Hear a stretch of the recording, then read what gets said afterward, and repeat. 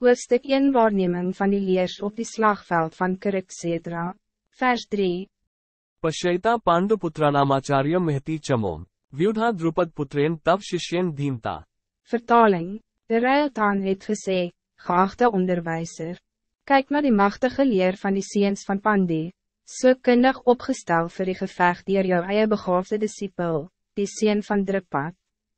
Commentaar. De Ruiltana het Dronacharya gevra om te kijken naar die vaardig gerangskik militaire phalanx van die Pandava leer geleid deur hul opperbevelvoerder Dristadayumna, koning Drupadse seun. Hij was ook een van Dronacharya's leerlinge. De Ruiltana het sy onderwijzer subtiel herinner aan 'n fout wat hy in die verlede begaan het.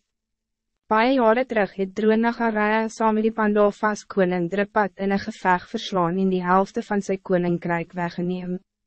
Om zijn nederlaag te wreek, het Drupad 'n offer gebring om 'n seun te verwek.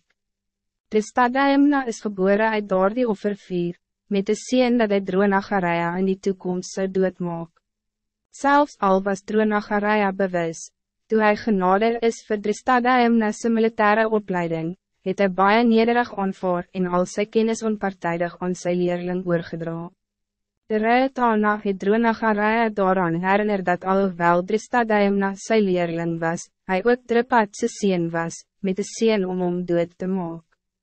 Hy wou verseker dat Dronacharya, soos in die verlede, nie toegeeflik teenoor sy leerlinge moes wees nie, nou dat hulle op die slagveld was.